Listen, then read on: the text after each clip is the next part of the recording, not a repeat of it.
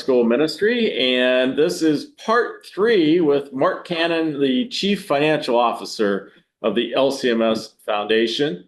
And again, Mark, just thank you to you. You know, we talked about this way back when. I kind of caught you in the hallway and stuff and said, hey, how about endowments and foundations? And something that I think would be really good for our schools to hear about. This idea came from one of our schools.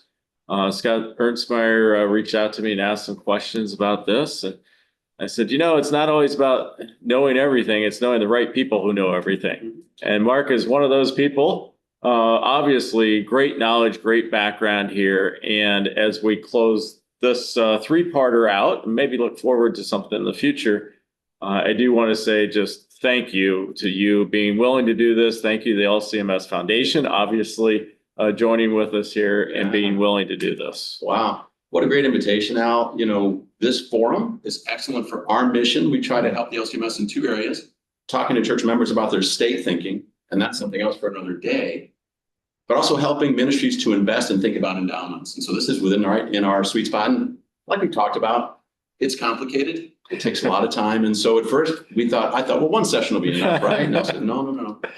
It's really start, introduce, and then build a little bit. And then at the end today is more the action, go forward and building. An exciting way to end, right? Action and move forward. And this is how you build on it. And again, LCMS Foundation is there for you. Mark is there for you. So if you ever have any questions, reach out, you know, and again, one of our functions as LCMS School Ministry is connecting and making sure you have people to collaborate with. LCMS Foundation, fantastic in that way. So again, thank you for that. Again, great to be here. And what's funny, I know everyone watching out, they're in a good mood. School just finished, right? Everybody's ready for Teachers summer. are really in a good mood, Exactly. You know? Yeah, So that's always exciting. I feel like this is a great day if we had this, you know, September the 3rd, you're kicking off the year, but you know, everyone's ready for summer. But thinking big picture, and summer is a good time for these kinds of administrative steps, right? Absolutely. A little more time to breathe, to form committees, to think longer term. This is harder when you've got, you know, staffing issues in September, October, whatever, but no. So what we have today is a wrap up, and I think it's healthy to advance here. Oh, there we go. To review a bit, you know, again, we did these 3 sessions and spaced them out. This is just like teaching, right? You got to review first and then you get into it. You know, it is. I mean, I taught a little bit of college back in the day. I'd like to do it again. But it's good to space these things. I'll let them breathe a little bit. And so we had a March and April and a May, and you might recall, and I was going to make the analogy. You know how you watch a baseball game nowadays, and there's so many stats on there. When I was a kid, there would just be the score, and they didn't even show it. It was just the broadcasters. Now they show the percentage win likelihood, right? Like it'll say in 5th inning is 2-0, and your team, like the Cardinals, is up, and so their chance of winning is, you know, 50%. You go later, it's a higher percent.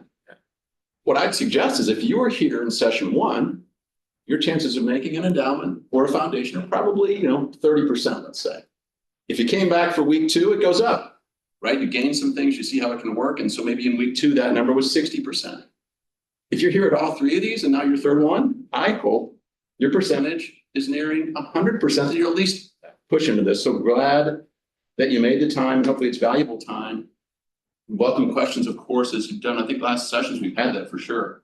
Yeah, and that is a great analogy. And again, if you do have questions, Will Van is here. Our manager for school ministry. So put those on Facebook, put them on Zoom. You can put it in the chat if you have a question and so on. We'll take those throughout as well. It's a long-term conversation, Al, to get it started. And we often say it's 6 to 12 months from thinking about a new endowment to having it in place. Mm-hmm. If you do 6 months, you're already 2 months in, right? So that would be 4 more months. But week 1 was really terminology, basics, fundamentals, what you do and why you do it. A lot of that talk, if you recall, was about how endowments and foundations are different. I'd suggest, as I did then, they're similar enough that the conversation today is really generic to both. Anything we talk about, you could do under either umbrella. And so I'm going to use the word endowment because that's simpler to do.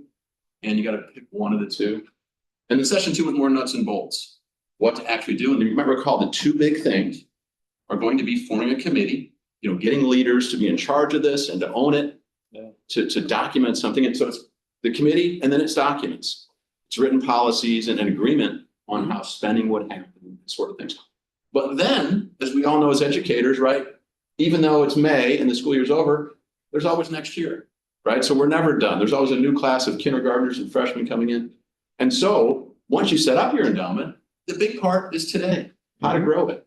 Chances are it's going to start small. Chances are you're not going to have a 7-figure, you might have the estate gift come in, that's your first thing, but often getting this administrative part in place on the front end sets you up for growth. So today we'll dive into the different ways to think about how to grow your endowment. And you can see it's about as many agenda items. It really shouldn't have this many. It's probably breaking some kind of a carver rules of meetings, but It looks like one of my classes I used to teach. Well, No, there's so much to go over. there's a lot to cover. There's a lot to cover. And, each one's useful. And what you'll also find, I imagine that a lot of you already have a development function happening in your schools. And so this folds into that really. Chances are, I hope you've been getting some gifts and you're talking to your donors. And so a lot of what we'll cover on the endowment growth side overlaps with fundraising and strategies to do with annual fund, capital campaigns, and talking to your donors about current gifts. And we'll compare that a little bit to planned gifts, a fair amount today. We'll talk about promoting growth, naming, all these different topics that may seem familiar. And a few that are less familiar, I'd say starting at number 8, that's a little more advanced. Just like any class you take in college. The last day, the last session said, okay, we're going to the last chapter in the book. It's the advanced chapter, but planned giving is something that the LCMS Foundation knows well, and chances are you're not doing it much. And so that could be a value add. It's not the only way to grow an endowment, but we'll talk a fair amount about that and again, get you started to see that terminology and know what that is. And so the first thing to think about, I think, when you think about growing an endowment that surprises ministries and schools and charities, is that the growth is not going to happen from the stock market. That's what people think. You invest, you get NVIDIA, you get S&P 500, and If our endowment only, goes right? to $1 million. Yeah. That's part of the story. And if you talked in the past, you saw those sort of charts mapping out those 10-year windows. Money in the bank and money in the market, historically, you get a lot more return in the market. But we would propose you should be spending your endowment. And if you do, the spending really comes from the investment returns roughly. And we talked, I think, about this last time, but what we'll talk about today is to grow your fund. It's really new dollars. It's new gifts. It's additions to your fund. We'll talk about ways to seek that out. But that mindset's interesting because I think people think you're going to grow by just investing, and that helps. But specific things we'll cover to do with promotion, it's the basics. It's naming. And, just like someone named your school, maybe you were involved in that. I don't know when your school started. We all name our children. My brother names his cars, which is unusual. It's true, but naming it really is part of the identity of it. As part of what hope, if it's successful, this name will be around for decades. So it's important to consider that. And you can really include things like a look, a logo, a font that are distinctive. And what you want to do, it's a slow education process for your supporters. And so that presence, it's subtle, and it may take them a couple of years to, oh, that's what that is. Oh, and so think on that side. The other pieces here tie back more to general fundraising. And so we'll walk through some of those pieces. But again, the key, and especially for annual giving, you might say, hey, our goal is to raise $200,000 this year. And so we get these different events. This is different. This is an awareness event when it comes to building an endowment. And chances are it's those larger gifts that are going to grow it a lot more than a few campaigns here or there. Yeah, and I would say too, it's interesting to talk about new money growth, and that really is the case. And it also shows the excitement and your communication and building on that with the donors. And remember, current donors help you find new donors too. Exactly. And that's that keeping them involved, keeping them engaged, letting them know the impact of those dollars too. Right. Because when they recognize that impact of that gift, they will go out and help you find others because it's about the mission and it's about the ministry and that excitement that bubbles up with that. Very much, Alan. I think we talked about the importance of the very first thing to have a committee, of your organizing committee. I didn't put it in the slides, but another strategy is to have an advisory committee. And if you go to a college website, there might be 40 people on this advisory. What it means is they're donors, but they're supporters who are trying to think about how to message their peers who aren't supporting financially. So that is another channel, is that the leaders in your school who have means and their friends, that influence is a great form of awareness. So on the naming, just a few thoughts for you as you lean into that. Obviously scriptural things is what you often see. And chances are you've already got a Bible verse on your website. It's already in your school literature. And so you can peel from that, take that, you can build on it, connect with it, whether it's a name of a book in the Bible or a verse. I did some data. Al gave me some data before I came in. He said that 50% of our schools are called the Crusaders and 50% of the Saints. I don't know if that's accurate data. There might be a few Lancers out there, but that's a common choice you see for high schools and for grade schools. That identity is part of that. And so if you have multiple funds, sometimes you can do one with that for sports, but often you'll see it for a school personality, one of those decades-long people, and maybe they reluctantly agree to that, and maybe that's posthumous. The former principal that was there, and then the decision is made that there's enough awareness of that, and the donors to start an endowment. Sometimes they're aware because they were students when that principal was there, or that teacher. You'll see funds named after donors, and that's typically only when they've passed. And that can be a standalone fund, and we'll talk about that a bit, but that's another thing to consider if you have an obvious choice there, if that makes sense. But really, to start, just a basic, simple wording. You see a lot of them say legacy or forever, those two. And so again, it seems simple, but make this part of your process. And when you do it, here's what it can look like. These are samples, and our LCMS Foundation has a marketing team that can help with branding. And these materials we helped to co-develop with a couple of ministries as they started foundations or raised some awareness. And you can, the photos there have obviously the little tree growing within the coins, which is interesting. I'm not sure if there's any dirt now. Do you see any soil? I don't know. Yeah, I have a hard time seeing the soil. But also I meant to mention on this topic is you could survey your supporters on the name as a way to begin this process and even solicit people to serve on a committee. And I think the name is important too, because when you go out as a head of school, as a principal, as a fundraiser, it helps you really identify to those donors, the passion, the reason why it's named that, and then again, what it's doing to promote the ministry of your school. Exactly. And then give a story. Yeah. And you could say it's always about a story, right? Yeah. I mean, everybody teaches us that it's always about the story. So what story are you telling with that name? Exactly. And it's not unlike you're recruiting students. You're telling families a story about why they should be at your school in kindergarten or ninth grade or transferring in, and it's not that different. And it should tie into those messages you already have about the Christian values taught at your school and the reasons people would support the fund. And again, there's people out there to help you do this, like the LCMS Foundation. So you might be thinking, well, how do I create a graphic like this? Well, you contact the LCMS Foundation. For sure. And you might have that talented, every school needs one, that one person with some graphic skills, or we can collaborate with them too. Another eventual step you'll see over time is multiple funds. And sometimes that's later. You might start now in 2025 with that basic general legacy fund. And it can keep it simple to start. And it might be a good way to go rather than trying to figure out 3 or 4 different funds from day one, start with one. The additional ones can happen in a couple of ways, but often it matches to what a donor supports. If you had a donor who says, I love your school, but if they say, I love STEM, I really want this high school to be great at science, I think that's a future that will help us. It may be that if you create a separate endowment just for STEM, you get a large enough gift to justify that second fund. And that could be true of any part of your school's mission. And so, again, I might suggest it's a later step out rather than day one. Yeah, absolutely. But you see it a lot, and you see it with ones who started 10 years ago, and now they're up to 3. And it makes sense. I'm always, sometimes a donor will come to you and they might say, hey, I'm going to give you $100,000 to start an endowment.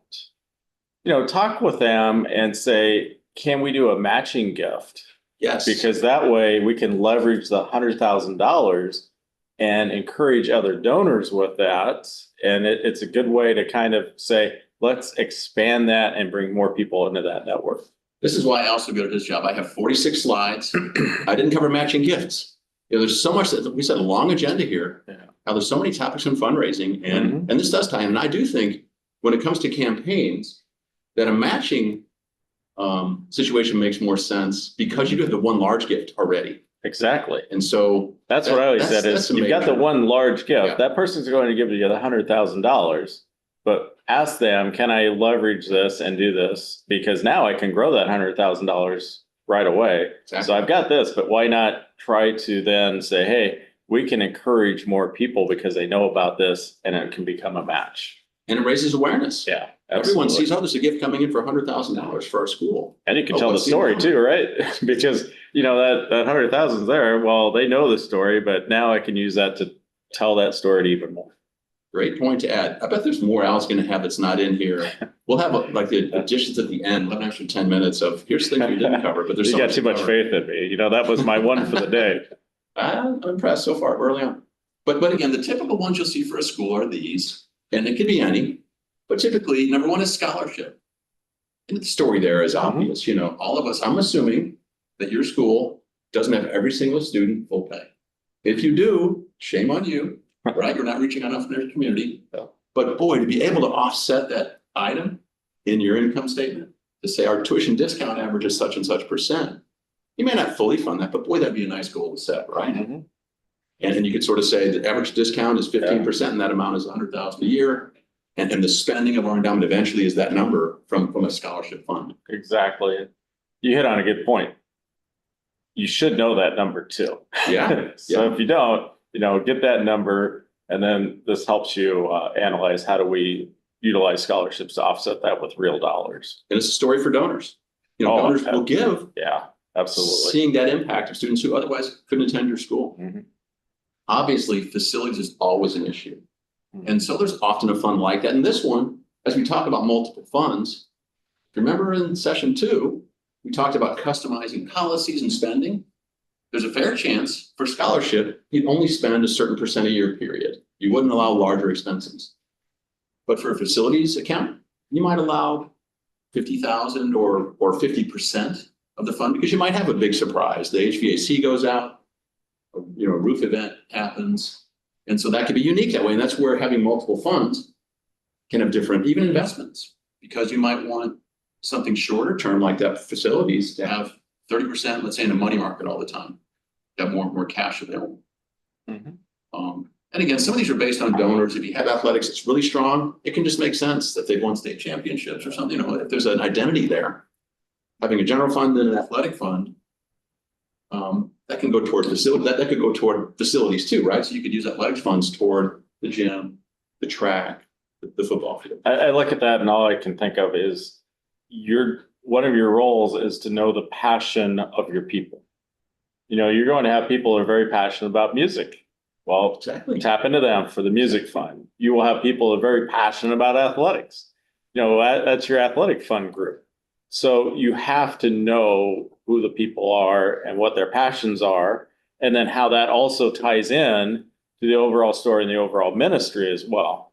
Al did it again. We've got a slide on events or two, but there's nothing to say. He makes a great point. Athletics are events. Every time you have a basketball game or you have a football game and you have 400 people there, if you see those same people that maybe you don't know, you know, it's a chance to see what their passion is. Same for music. Yeah. You know, when you have choir events and you have those chances, this is good. Yeah. And I always used to say every event that you have is a fundraising and admissions event. You know, so if you're not at the top of the game and if you're not analyzing, you're missing opportunity too. So true. And again, getting ahead of these slides, Al, it's like he previewed these and has already planted a seed. Yeah. But those promotional events, yeah, there's a great chance to tell that story, and people are coming to your campus. So many charities just send you an email, put something, you know, they put something in your mailbox, but you're not going to their campus 8 times a year if you're a parent going to basketball games and grandparent. You're not dropping off your kids every day. And so the visibility of your campus is a big advantage for fundraising for our schools. Another area, along with naming, that's surprisingly impactful is spending. It's the most visible thing your fund will do. You can send a statement saying, we've got $1 million endowment. Great. But if you can show what's happening because of that, and we would suggest you consider doing something physical along with the tuition support, but you can highlight, do something visible with those dollars. have a specific thing that maybe it's been annoying. Oh, for 20 years, that darn fence has always been leaning and we need an extra 80,000, right? You know what those things are on your campus, right? I mean, I started to list these and there's almost no end. A lot of technology needs now, right? Smart boards. And of course, those go out of style in 3 years. You got to get new ones. It seems like they cycle so fast, but they're so important. And so just some emphasis there that's surprising, I think, as you think about growing an endowment, spending is a surprising part of promotion. But it really, another piece of that is to consider letting your community submit requests. Kind of like a grant making process you have, where it gives them a chance to have a voice in how those dollars are spent. You see which ones respond and are engaged, and they can suggest which items are priorities. And there's kind of an upside and downside here. If you get 12 submissions and you can't do all 12, you might get a grumpy person saying, oh, I knew they wouldn't do my thing. I can't believe it. But what it could do is push them to say, we really need that fence. And I'm going to push and talk to my friends and next year submit it again. And it could get them to push towards something they want and be active on. That's a great idea. And as I'm thinking about that, I probably would consider that as a head of school. I would think, yeah, what if I get one and I can't do?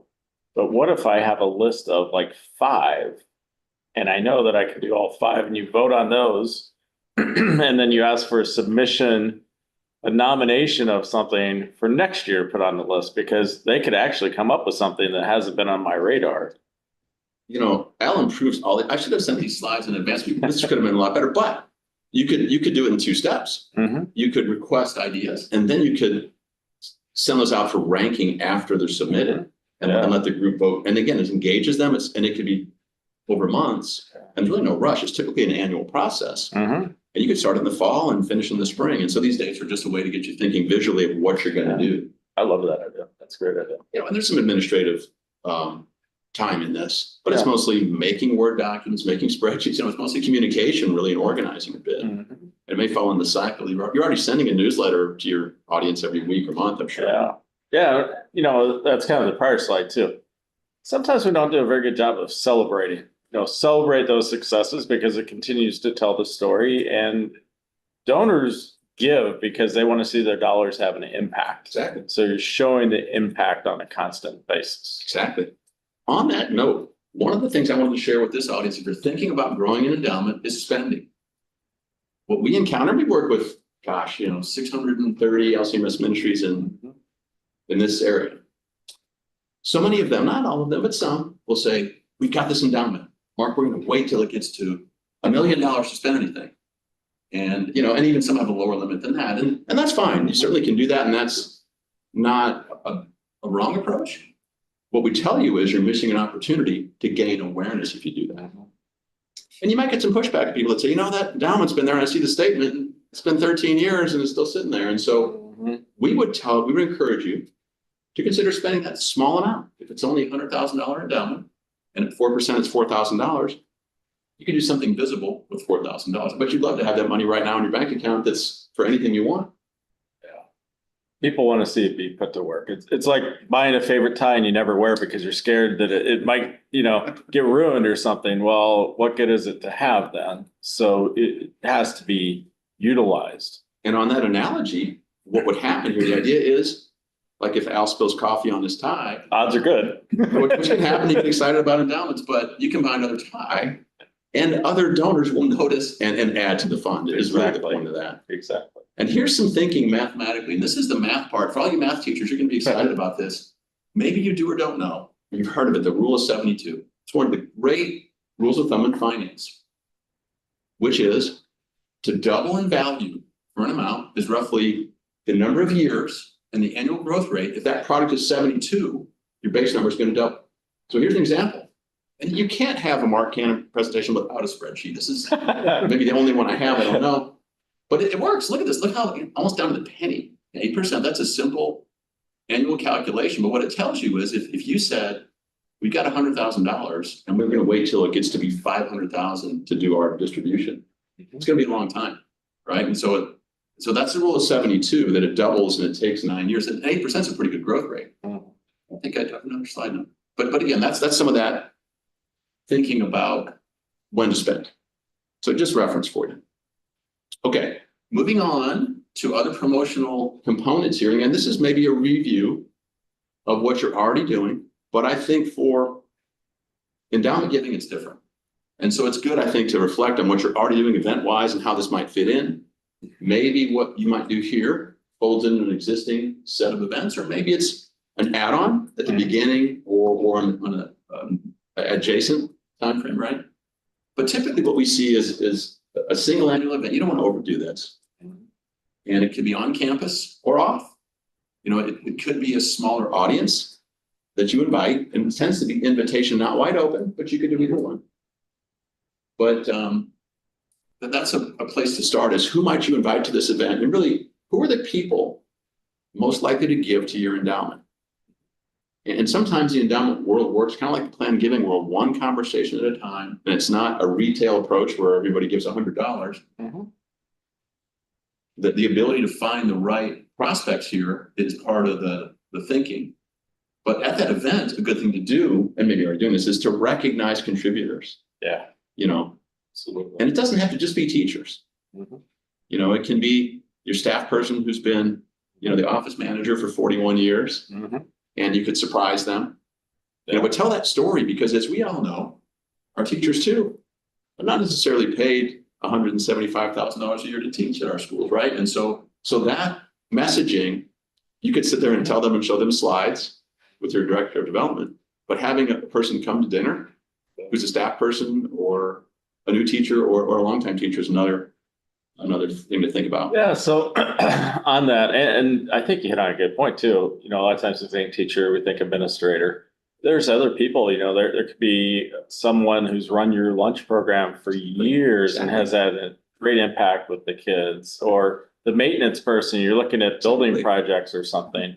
And, you know, we had an event one time, our drama teacher did a great job one year and did a special performance for donors given to the drama program. You know, and put their name up on a banner and had hors d'oeuvres and cocktails before the play, and then had some stuff in intermission and a special performance for them. So, you know, that was a great idea that she had. But there's so many things like that. And I also say you had golf outing up there too. You know, think too in terms of some people have gone away from some of these things because they're looking at, wow, I put a lot of time and a lot of effort, and really the cost is outweighing the benefit of that. Well, is it a fundraiser or a friend raiser? Good point. You know, are you developing networks and contacts, or are you doing it to really develop a lot of fundraising from that and big checks?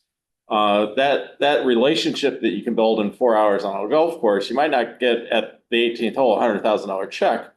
But what you're doing though is you're networking not only with those people that you're talking to, but they're also talking about people that they're friends with, things that can help you with, events. Maybe they have a cottage meeting with hors d'oeuvres and wine at their house with 12 people they know that you have no idea about before, and they're not necessarily connected to the school, but they're connected to your donor who now will connect them to your school. Totally agree. I do think, especially golf's a good example, those could be future board members. Mm-hmm. Instead of recruiting dollars, you could be recruiting leaders. That's a great idea, yes. Or to be on an endowment committee, even have a minimal connection, but still have a sense of engaging more with your school. Think about your purpose. You know, what is your purpose for this? Right. On the I threw you off. yeah, there's so much in here. I'm gonna go back to one more. Yeah, here. So on events real quick still, along with deciding what donors to invite, you gotta think about what staff people you want there. Mm-hmm. You know, it's not 0, but it maybe shouldn't be 12. Yeah. Think about the size and correlate, just like a good party, right? Yeah. So you don't want too many cooks in the kitchen. Right. And then also train them too. So if you're inviting them, don't just think, oh, they know what to do. Yeah. So, you know, engage them, have a little conversation. This is our purpose for the event. This is what's going on. Here's some background. You know, here's some great talking points. For sure. And you know, this is another tip that's off the script, and I think Alice inspires these. But, you know, when you think about this, maybe one of your current teachers is a future fundraiser for you. Mm-hmm. Right? Exactly. Right. I mean, they're communicators, they care about your school, and maybe I hear at some point teachers might want to break from I've heard this, I don't know if it's true, but they might want to break from the classroom out Well, after 41 years. sometimes, I mean, yeah. you get that sometimes. But so you're right. So you could pick that one teacher that, they'd be good at messaging and tell the story a bit. Well, and they're there because they have a passion, right? Yeah, So you're just yeah. tapping into their passion and you're just kind of directing them how to tell the story that is inside of them. Right. And you release that from them, you just watch them go. Yeah. And it's different than the administrator or your fundraiser talking if it's a teacher, let's say. Another, let's say trick, but another approach is to have students or alumni speak to these audiences. And again, maybe you've done this, but boy, what a cool way, especially an alumni, someone who got financial aid, especially when it's an ask or kind of an endowment building event. Maybe you have that staff person talk. Maybe you have a student come back who's class of 17 that's now doing well and says, my time at Lutheran High really affected my work path and my faith path.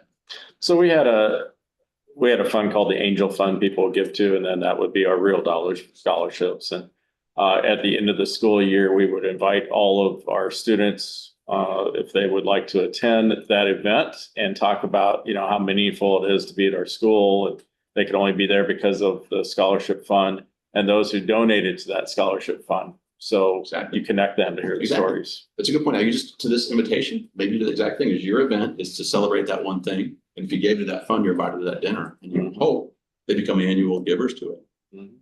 And again, you don't have to have an ask at an event. The ask is implied. If it's in the literature, if you branded your fund well, and you invite people and you talk about the impact of the fund, you don't have to say, by the way, we're having a campaign and we want you to give by June 30th. Maybe you can, maybe you should. So you got to think about how you message that. And really, as Al said, prepare your event, have an agenda for your speakers and say, we'll have, cocktails the first, have cocktails hour be long, by the way. That's always a good strategy. That's especially an auction. That's a good one. But you want to recognize and thank people and have some fun, but also there's kind of a business purpose to this meeting and they know that. Yes. They know that, you don't want to nag them for 60 minutes with give, And you don't need to, right? And again, every event is fundraising and it's missions. And they know and they look and they see and astute donors are always looking for, how well everything is run and messaged. They recognize that you are in need of funds. They recognize other things. So they're not saying, oh, no, this isn't 100% over here or over there. Yeah. That's why they donate to help do that. Agreed. If they just show up to an event and they come a second time, kind of like this webinar, right? If you come back the second and third time, it means they're engaged in it and they see the benefit. Maybe they're making friends and they see old friends, things like that. I will also say, though, don't be scared to ask either. True. Yeah. Because sometimes, for sure, an event happens and you think, oh, well, I don't want to always ask and do this. And that's true. But on the other side, you have to ask as well. Yeah. So it's a fine line. Yeah. And you should, give them a touch point to say, if you want to talk more, reach out to the staff person, and follow up with them after 2.5 weeks and say, so great to see you last week at that event. Exactly. I'd love to talk more, let us know. And so obviously, you're going to have a strategy on investing those dollars in a dinner, the next steps. Another great event we hear around the church, and maybe this one too, is the way grandparent events. Schools already have, bring family to work, but to bring family to school days, but add an awareness. And when you have that endowment, instead of just asking for money, it's a little indirect. At your event, you can mention, hey, we started the Legacy Fund in 2025. And it's a real way to show it's there without saying, do you want to make a gift today? Because the ask is there. So you can you can balance that. But again, those grandparents, they have time. They want to be at your campus. They want to sit with their kids and with their grandkids and have lunch, right? It could be an aunt or uncle. It could be parents as well. But again, those grandparents is something to really consider, spring or fall. Don't do it at night. They don't want to drive on the highway, but again, I think that's maybe something you already have in your mind. But as you think about is estate and endowment giving in particular, that's, an audience that makes some sense. Maybe you already have plenty of alumni events, but boy, that's another thing when it comes to estate giving. Alumni are the ones who do that.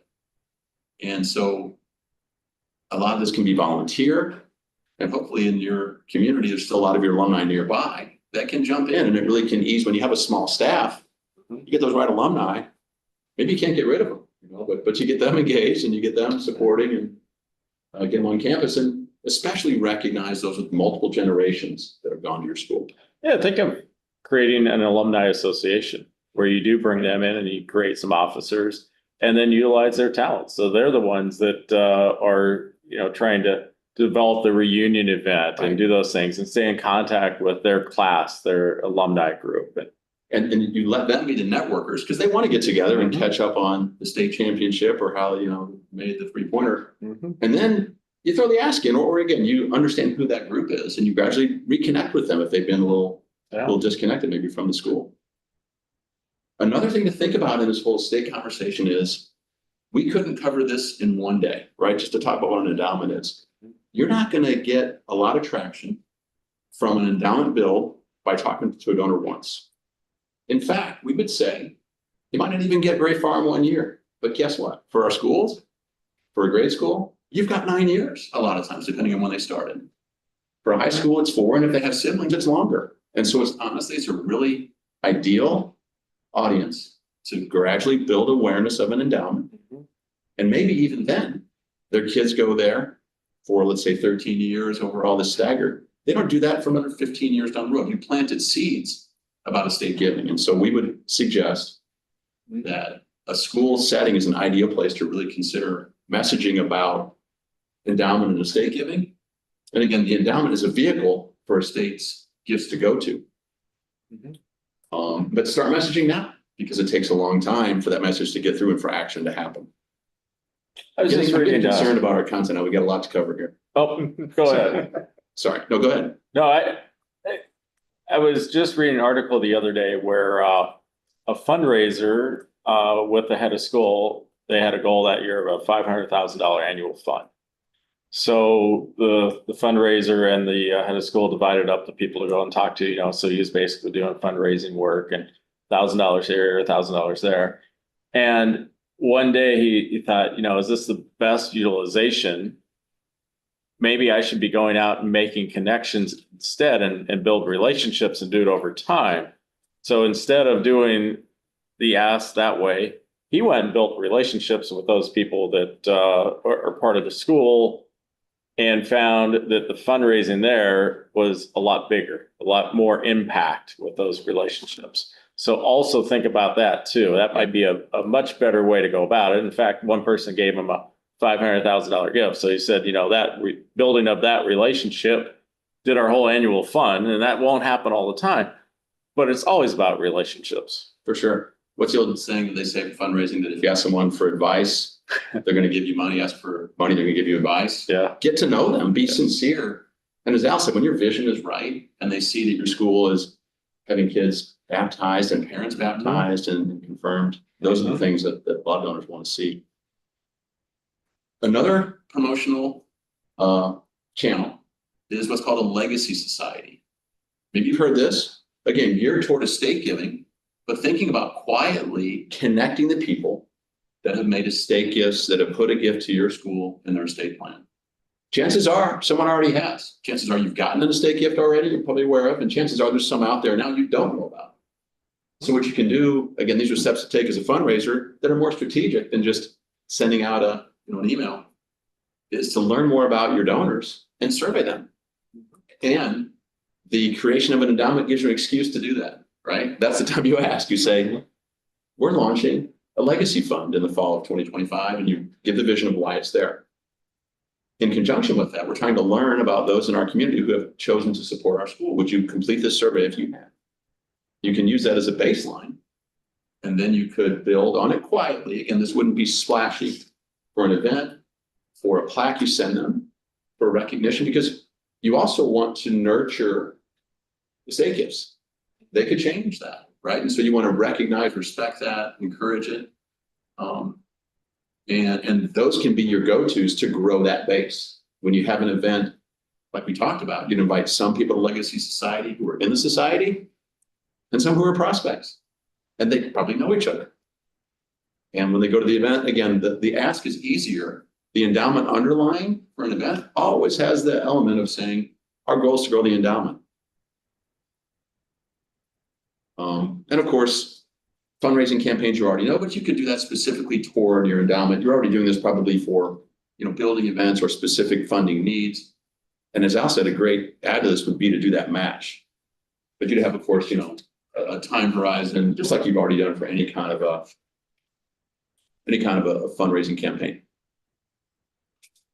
Getting closer to planned giving, which is more new, I think, to a lot of this audience. But one more thing to think about here is this area of restricted gifts.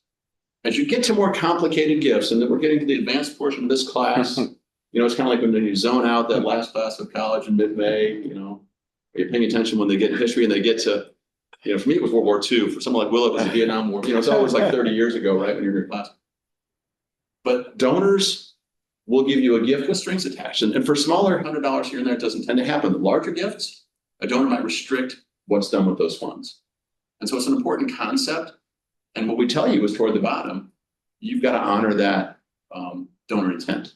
And we'll tell you that you might even say no to a gift. If a donor has strings that say, I want this gift to go towards something in the gym where we put in, glass backboards that are browned again. If they want to do something that the school doesn't want to do, you can tell the donor our gift, and we'll talk about this in a bit. But it starts with what's the donor's intention. As you get into estate giving and larger gifts, it's something to keep in mind. So it's a kind of a reminder slide. And that gift acceptance policy, if we make it to the last slide, Al, toward the end, there's a list of those 4 policies we've talked about that are fundamental to an endowment. Bylaws to define it, spending, investing. The 4th one, the most complicated, gift acceptance. It helps the school think about those non-cash gifts. Interestingly, when you look at the data, 95% of assets are not money in the bank. Yeah. Most fundraising focuses on the checking account and the money market account and CDs and saying, hey, can you write us a check? But as you think about your donors, and especially these larger gifts and endowments, it's good to be aware of what else might happen gift-wise, and can we handle that? Real estate's a terrific gift. We handle quite a few at the LCMS Foundation for a lot of reasons, but being able to think on the front end of when you would or wouldn't say yes to these things is what a gift acceptance policy is for. And you often, like any tricky problem, you form a committee, and so that committee could really just be your leadership committee, but you want to be able to say yes or no to these situations as they arise. And on this non-cash topic, it's an important thing for you to think about in growing an endowment and funding in fundraising in general, but there's so many assets out there, and especially in an estate, that could wind up being part of something you receive, and would you rather not receive a vote? Some say in fundraising, Al, you should never take a gift with wheels. You've heard that? I have heard that. And in fact, even in real estate, sometimes, the person's intent is very good, but they might be giving you an asset that actually costs you more because of the upkeep or the condition it's in, or, people a lot of times will say, a boat owner, their best days are first day when they buy the boat, and then the last day when they sell the boat are the 2 best days to own a boat. Yeah. And again, those policies, now's again, as you're already thinking about forming an endowment, you might think about these different issues. And so we can walk you through it a bit, but just some more consideration for you. Another gift acceptance policy issue to think through is when you get an unrestricted gift, would you put part of it toward your endowment? You could define on the front end and say, if we have an unrestricted estate gift that says we want to support our Lutheran school, you could say half of that unrestricted gift will go to the endowment. The rest will go to the operating fund, current expenses. I like example 2, where you pick a number and you say any given year for unrestricted estate gifts, you could get multiple ones. If they exceed a certain amount collectively, the amount over that portion could go to the endowment fund. Then you're going to fund, let's say, $50,000 toward operations. And if you get a large gift, the majority goes to the endowment fund. You might want to set, this is a good one actually, Al, from an operational. A lot of these parts are meant to make the person who's already there every night until 6:15 writing emails, is probably you, make their life easier. Is when a donor makes a nice gift, they want to say, I want to have the memorial fund in a family name, but it's a small amount, it can be a hassle, and so you can set a minimum. And you see here, we sure would say that, boy, below 25,000 does not make sense. If you're spending 4%, that could be 1,000 a year, but you can even pick a higher amount, something to think through. Again, some policy choices here as you set up your endowment. And a gift acceptance policy. I can provide a more thorough document. We've got templates that walk you through. You see the nice language here. Roman numerals are critical, Will, when you have a policy, right? Real knows that, indenting. But seriously, thinking through what do you want to know and document for future leaders? And so we can give you more there. But I want to get to plan gifts because this is something that really can impact your ministry. You probably don't know a lot about it, but you hear about it some. And so let's walk through a bit of the basics here of what you want to know. And it's really meant to support endowments. Current gifts would be when you get a check now. This is almost anything else. A planned gift is really also called charitable giving, but it's either a estate plan, typically. And it's those assets beyond cash often that would be coming in, and it can have a lot of tax advantages for the donor, as do current gifts. But boy, when it comes to their estate, that's something, honestly, that the LCMS Foundation is good at. Helping donors think about a situation of they've got a home, they've got a 401k, and they've got investments. Maybe some make more sense to give to your children because of tax, and some make sense to do charity. And there's a term called wealth tsunami I'll get to in a minute, but just the fact that, you know what that means, right? There's so many folks out there with means to support our charities who may not get around to their estate planning. So if you can help them think about it, it can make a big difference. Yeah, LCMS Foundation actually has presentations on that, on planned giving. Exactly. Great way to tap into Yeah, a network there and create a collaboration with LCMS Foundation. for sure. And just like an endowment, now that's complicated.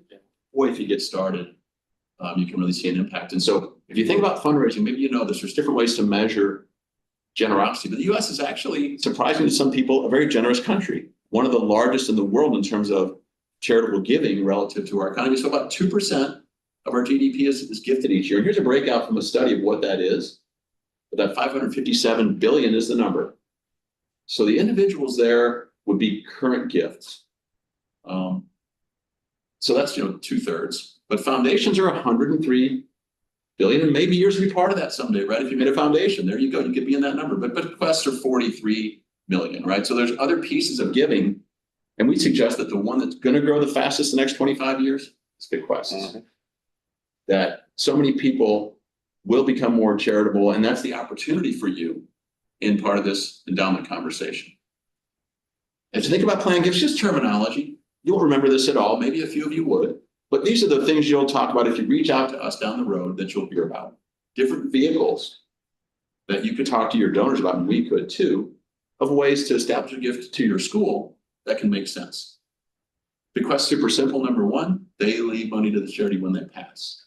The other four are vehicles that have documents, and they're just different ways to structure gifts that have tax advantages.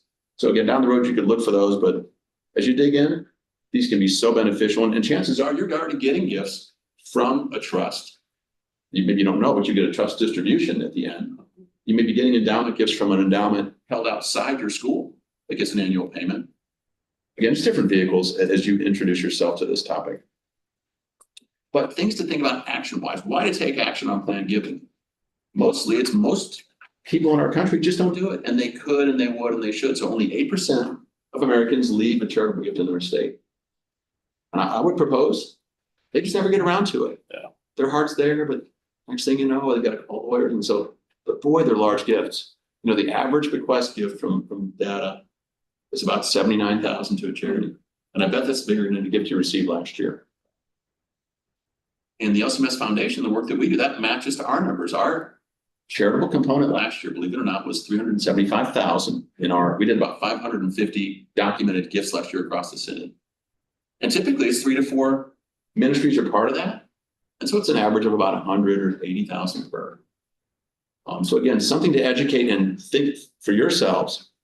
If you're going to build an endowment, the planned giving piece can really complement that. The wealth tsunami just means we all know it. We see our friends, everyone's going to Italy this year, right? We live well. God has blessed a lot of our church members. And so that tsunami would just say there's a window. And so taking action now really could lead to some results that you might be glad that you did. So when it comes to the planned giving piece, it's complicated. You need some patience. You need some education. We're glad to help, but expect that if you were to talk to a donor and they wanted to dive in, it might take 6 to 12 months to get from, hey, I kind of want to do this, to maybe documents are in place. It could take longer. So be patient with it and understand that it's an educational process. It's their trust and decisioning, but you can be a resource to push them a bit, and we can educate them a lot on choices and options. Another part, and we're getting toward the end here a little bit, is in managing and growing an endowment is how you manage the investment side. We mentioned that's not the biggest piece that's going to grow your endowment, but it's necessary. It's good governance. And a big advantage to us even having endowments all over the years is it supports planned giving. Mm-hmm. When donors know that there's confidence about how funds are going to be managed, Exactly. they're more inclined to make that $80,000 gift to your school when they can see the committee and the spending and the transparency of how the fund is managed. So it's intuitive, but don't overlook that step. And I'm sure you wouldn't, but that's a part of this process to grow your endowment. Now, the rest is a commercial. You know how you watch nowadays on TV? When I was Will's days, they just have commercials every 9 minutes for like, a minute and a half. Now they throw in suddenly, I'm watching my movie and toward the end, there's like I want to see the end. And there's a bunch of ads. So here, is this an ad? No, but this is some of the things we can bring your school as a resource. And hopefully you appreciate this. And again, if you hit stop now, maybe the early lunch starts, I don't know, but we are here to help. And we have 20 gift planners, and maybe you know who they are. They're geographically dispersed. I'll show you a map. Along with that, we can also, along with the gift planning side we talked about, we can manage your endowment funds. We have a great investment model in place for that too. But we can help a lot on these policy documents right now, helping you get started. We've done that a lot. We've got attorneys who are terrific and free to talk to. If you had, let's say, a letter Monday, well, it's a holiday, Tuesday, from Fidelity saying, hey, you got this estate gift, there's a bunch of complications. You can call our foundation and say, hey, Mark, we got this weird letter from Fidelity or the state of Illinois, and we can help you work through documents and steps. But we're a resource for the church, and we're large. We're a big foundation. We're blessed to have $1.4 billion. And what it relates to is in green, are managing endowments for schools and for congregations effectively. We appreciate the chance to do that, and that size and scale gives us expertise, because it's honestly low cost access in that world. And about a third of these dollars are charitable events that have happened through estate gifts, donor endowments, trusts, and gift annuities. And all these dollars on the page are going to go to ministry someday. And so that's that number. But really, these gift planners, here they are.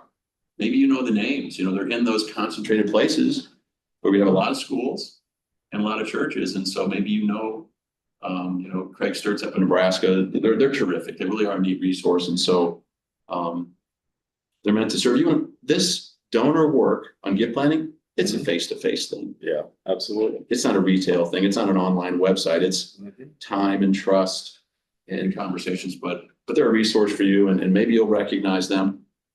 And this is the team. Dave Fiedler, our president's there on the left. That's a good looking group. Look at that. It's in the chapel here at the IC. Had to get good lighting that day. But what you'll see is, we like to say that our gift planners, kind of like your donors, they're kind of experienced out. Yeah. There's some newbies in there, but for the most part, they reflect the demographic of what your estate givers are going to be. And that's, mid 50s up through early 70s is the window for so many of these, not every single one, but many of these conversations. And great knowledge of knowing, where else to go too. So, well, maybe I'm not the expert right there, but in this network of all of them, hey, they tap into one another or the greater network beyond that too. For sure. And they're all very active in their own congregations. Their messaging and their purpose is to support ministry. They also, a big thing we can do with our gift planners is save legal costs. In the end, if you did an estate plan, even working with us, you'd still want to work with an attorney to have documents in place. But attorneys charge by the hour. And so if you can shrink those hours from this much to this much, yes, that can be a benefit. Just understand the terminology of what have a second voice to say, what about this? My gift planner talked about this, and they can be to help get educated. We're excited to say how we are supporting ministries financially, and this is our goal. This chart is real. We are distributing funds every year from past plan gifts, trusts, endowments, bequests. And so last year, 2024, it was $62 million. Obviously, a couple of large ones out really pushed that up, you can see, but it's been consistently 30, 40 million for a long time. And over 1,000 different LCMS entities received a gift. Those are mostly conversations from 15, 20, 25 years ago that led to those gifts. We're hopeful that when someone else is doing this presentation in 30 years, that it's 2,000, 3,000, all 7,000 entities. And so for your school to be on this list, get started, right? But we also are investing a lot too, and been glad to have the support of the Synod, and that so many congregations and ministries are choosing the LCMS Foundation to work with. We're glad for that. It's hard work, but it's also something that we do well. But so takeaways, we're kind of trying to be on time here. Today's takeaways are promotion, the things you can do to grow an endowment once you have it in place. I would tell you it's hard work to get an endowment started, which is part of why this in the hall out said, everyone asks about foundations. What do we do? That's how it's so hard. But once you have that in place, you can exhale, but then you get to work, right? There's a lot of steps to take, but hopefully once you started strong, it's kind of the fun part to see the support, to see people who wanted this to be in place, but they weren't going to give that gift until they saw you did your homework. And then you have those things in place, right? So these are all the pieces we've covered. Yeah, and I think you said maybe in the first presentation, it's a marathon, not a sprint too, right? So, it takes Very time. much. And like you Very said much. today, you're looking 6, 12 months and stuff. So don't think, oh no, I got to do this today and it has to be done tomorrow, or it won't be done right. Put the pieces together, do it right. Very much so. And it could be that we're just stretching now and getting the fluids before you run a marathon. You get those little pouches with gel, or it's a preparation thing. And you don't just start running a marathon. You train, you build up, and it's just a long-term thing. We mentioned policies, and we'd be glad to help you think through. We've talked a lot, all 3 sessions, about what you'll do. Form a committee and develop policies. These are the 4. And we talked a lot today about number 3, a gift acceptance. You don't have to have all these. You could have just one. The fund bylaws is the key one. That defines what you're trying to do. You could plug language in there for all these things, but having multiple policies can make you more flexible and make things a little bit clearer and cleaner, because each one of those is often 3 to 4 pages. You try to be concise, but even like today's presentation, we're not going to finish on time. So section 1, we talked about who the foundation is and why you might do an endowment or a foundation.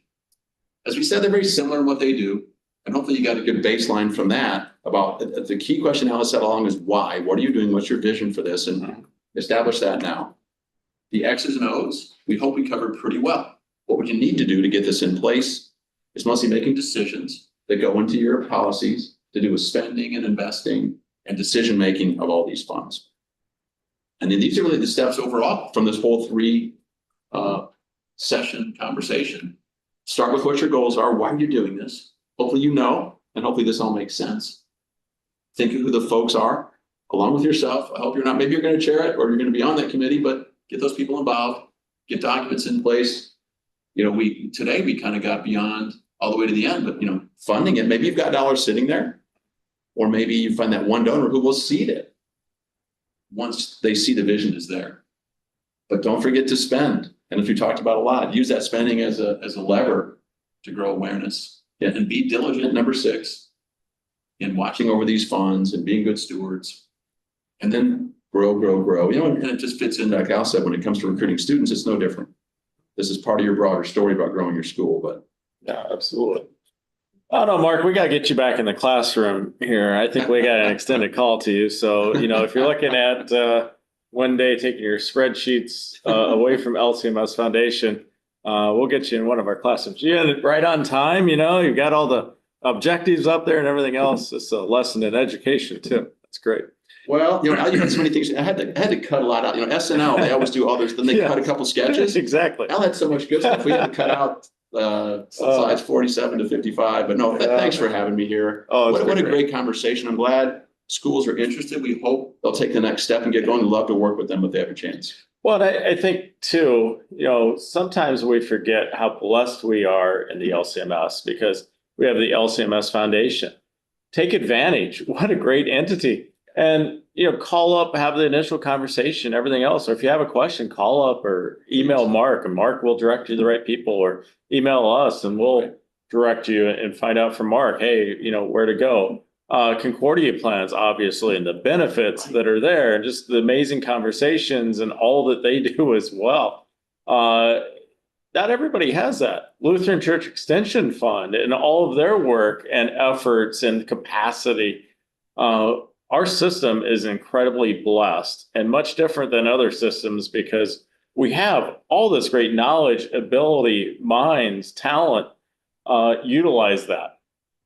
There's always someone there to answer a question, to help out, to guide and engage. And these teachers, administrators have the whole summer. They're doing nothing the next 2 months. So they can call us next week. Yeah, well, I'm glad this isn't like live, or the audience right now would be throwing things at us. With nothing going on in the next few months, right? Yeah. So Mark knows, and the next few months, great time for donor engagements, great time for building relationships and doing all that. The time is now, right? Yeah, time is always now. Mhm. Absolutely. Jump in. Yeah, and you can't regret what you didn't do yesterday. You need to do today.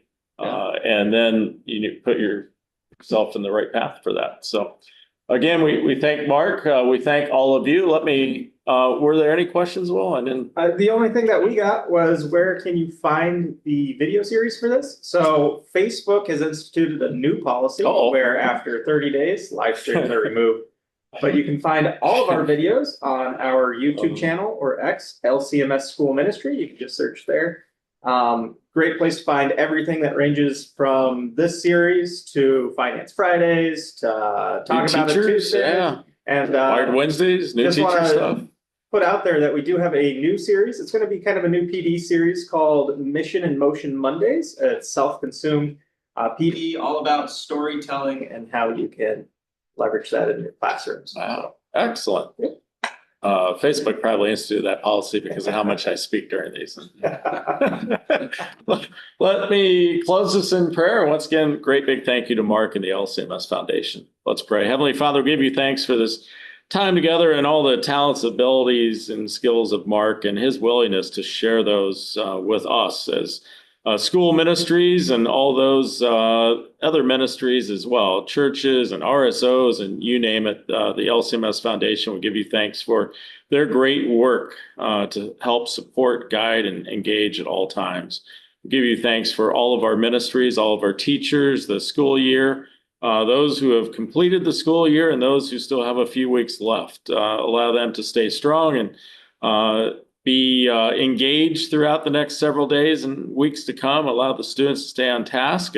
Allow those who have finished to enjoy the beginning of a summer break and rejuvenation as well. We give you thanks for the great blessing that you bestow on our Lutheran schools and all of our ministries and the work they do to share that precious gospel message. Continue to be with them and guide them, and may we always do all to your glory. In your Son's name we pray. Amen. Amen. Thank you, everyone. Blessings. Take care. If you have any